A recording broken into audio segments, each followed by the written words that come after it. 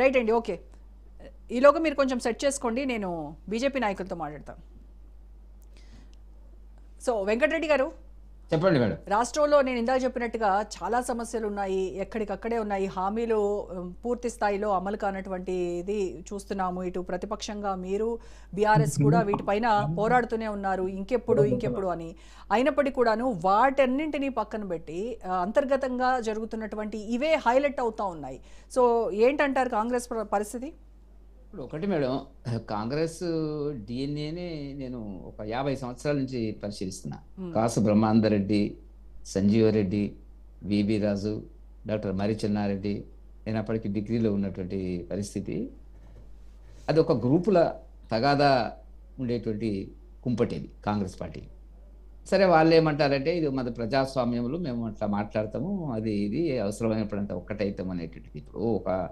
ఇప్పుడు అప్పట్లో వచ్చేటువంటిది ఏంటంటే 50 ఏళ్ల కింద బిబి రాజు గారిని లోపల పెట్టకూడదు, లోపల పెడితే సమస్యలు వస్తాయి. డాక్టర్ మరి చెన్నారెడ్డి గారిని బయట పెడితే సమస్యలు వస్తాయి, సమస్యలు సృష్టిస్తుంది. నిజానికి అది తెలంగాణ ఉద్యమం అట్లా జరిగినటువంటి పరిస్థితి కనపడుతున్నటువంటిది. కాంగ్రెస్, రెడ్డి కాంగ్రెస్, వై కాంగ్రెస్, రకరకాలుగా బ్రహ్మానంద రెడ్డి కాంగ్రెస్ విడిపోయినప్పుడు బ్రహ్మానంద రెడ్డి గారు కాంగ్రెస్ ఒకటి దేశవ్యాప్తంగా ఒక రెడ్డి కాంగ్రెస్ అనేటువంటి దాని కింద అవతరించింది. నేను ఎందుకు ఈ ఉదాహరణలు చెప్తున్నానంటే నాకు జ్ఞాపకం ఉంది కాబట్టి.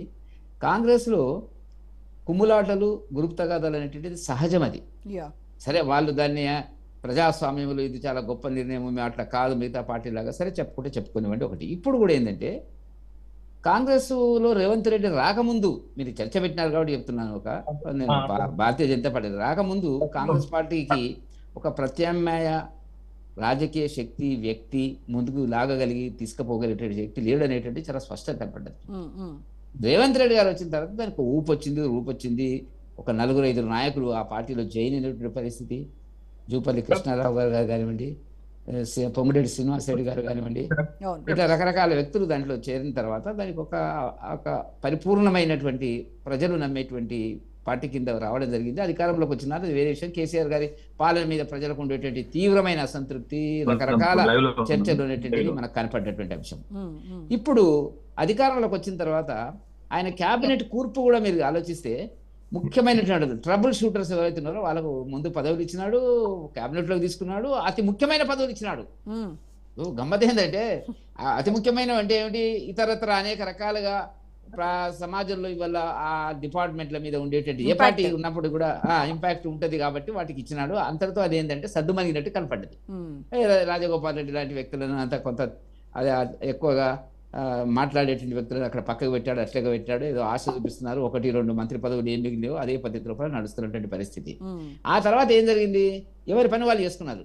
నర్రా విజయ్ కుమార్ గారు పర్ఫెక్ట్గా చెప్పేటువంటిది ఏంటంటే ప్రభుత్వం ఏర్పడిన తర్వాత ఎవరి పనులు వాళ్ళు చేసుకున్నారు, ఎవరి అవకాశాలు, ఎవరి అవసరాలు అవన్నీ కూడా అయిపోయిన తర్వాత ఇవాళ చర్చ ఏమొచ్చిందంటే 32 మాసాల తర్వాత ఇచ్చిన హామీలు, గత ప్రభుత్వం కేసీఆర్ గారు ఇచ్చిన హామీలు నెరవేరలేదు అనేటువంటి దాని కిందనే కొన్ని సంక్షేమ కార్యక్రమాలు అవునన్నా కాదన్నా కేసీఆర్ గారు చేసినప్పటికీ కూడా ప్రజల ఆకాంక్షల మేరకు పనిచేయలేదు అనేటువంటి దాని మీద విమర్శలతో ఆ పార్టీని పక్కకు పెట్టినటువంటి సందర్భం. నేను దాని గురించి అంతకంటే ఎక్కువ మాట్లాడను.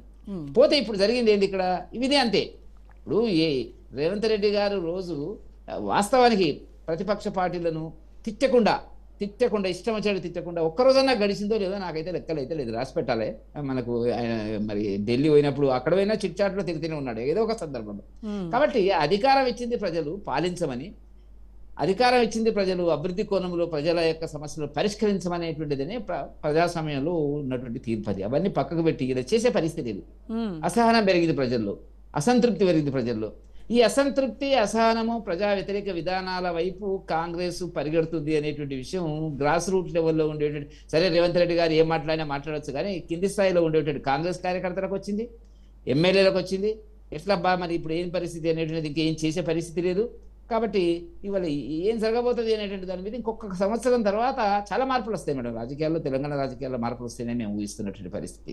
కాబట్టి ఈ కోణంలో రాజకీయాల్లో మార్పులు వస్తాయి కానీ ప్రజల జీవితాల్లో మాత్రం ఏ మార్పు రావట్లేదు. అదే కదా ఇక అట్లా జరుగుతుంది కదా. మరి పాలించమని అధికారం ఇస్తే వాళ్ళు చేసే పరిస్థితి లేదు కదా. ప్రజలు మళ్ళీ ఏం చేస్తారు, ఒక నిర్ణయం చేస్తారు, ఏది బెటర్ పార్టీ, ఎవరు మన గురించి ఆలోచిస్తున్నారు. గతంలో టీఆర్ఎస్ ఉంది, ఇప్పుడు కాంగ్రెస్ ఉంది, రేపు ఏంది అనేటువంటి దాని గురించి తప్పకుండా ఒక చర్చ జరుగుతుంది అనేటువంటిది మనం ఆశిద్దాం. ఇప్పుడు జరిగింది ఏంటి, మంత్రి పదవి ఇంతవరకు కూడా మంత్రివర్గ విస్తరణ 31-32 మాసాల తర్వాత కూడా చివరి 6 నెలలు వదిలేడి మేడం, ఎవరిని కూడా పట్టించుకోడు. 6 నెలల తర్వాత ఊరికే మనం టీవీలలో మనం కొట్లాడుకోవాల్సిందే తప్ప ఇంకా పాలన, దానికి అభివృద్ధి, నమూనా, నా ఇంకో మిగిలిపోయిన క్వశ్చన్ పని ఏంటంటే లేదు. వెంకటరెడ్డి గారు, మీకు రేణుకా చౌదరి మాట్లాడింది చూసారు కదా, అంటే అవును. అసంతృప్త వాళ్ళందరినీ కూడా ఎత్తుకుపోవడానికి బీజేపీ రెడీగా ఉంది, చూస్తోంది అని చెప్పేసి అని అన్నారు. నిజంగా మీరు అలాంటి యాక్షన్ లో ఉన్నారా? అట్లా అంటే మేడం, ఇప్పుడు ఒకటి మా సిద్ధాంతాలను నమ్మి మోదీ గారి నాయకత్వాన్ని సమర్థించేటువంటిది, దేశ అభివృద్ధి కోసం, దేశ భద్రత కోసం, దేశ సమైక్యత కోసం వచ్చేటువంటి ఏ రాజకీయ పార్టీ శక్తులైనప్పుడు కూడా వాళ్ళని తీసుకోవడానికి భారతీయ జనతా పార్టీ పదవులకు రాజీనామా చేసి రావాల్సి ఉంటుంది. దాంట్లో మాకేం లేదు కదా, ఇన్విటేషన్, ఓపెన్ ఇన్విటేషన్ ఉంది. కాకపోతే మీరు ఎమ్మెల్యే పదవికి రాజీనామా చేసినారంటే రాకపోవచ్చు, కొంతమంది ఎంపీ పదవులకు రాజీనామా చేస్తే, కొంతమంది మాకు వచ్చినారు గతంలో లోకసభ ఎన్నికల చివరిలో వాళ్ళ పదవులు చివరిలో ఉన్నాయి కాబట్టి కొంతమంది పార్లమెంట్ సభ్యులు వచ్చినారు, అది పెద్ద విమర్శ కిందికి రాలేదు. కాబట్టి మేము తీసుకుపోవడం కాదు, అవతల వాళ్ళు ఒప్పుకునే పరిస్థితి ఉండాలి కదా. వాళ్ళకే ఎందుకు వస్తారు మేడం? ఇప్పుడు తీసుకపోతే బలవంతంగా వచ్చే అక్కడ గెలిచే హోప్ ఉంటే మా దగ్గరికి ఎందుకు వస్తారు మేడం? రారు కదా. కాబట్టి అక్కడ నమ్మకం సన్నగిలిన తర్వాతనే ఇంకే పార్టీ వైపు ఎటువైపు వెళ్ళాలనే ప్రయత్నంలో ఉంటే ఉండవచ్చు. అది మామూలుగా జరిగేటువంటి అవకాశాలు ఉంటాయి, దాని లేదు, సందేహం లేదు. కాబట్టి ఇవాళ కాంగ్రెస్ పార్టీ ఐక్యతగా ఉందని నేను అనుకోవడం లేదు. కాంగ్రెస్ పార్టీ ప్రజలకు ఇచ్చిన వాగ్దానాలను నెరవేర్చే పరిస్థితి లేదు మేడము.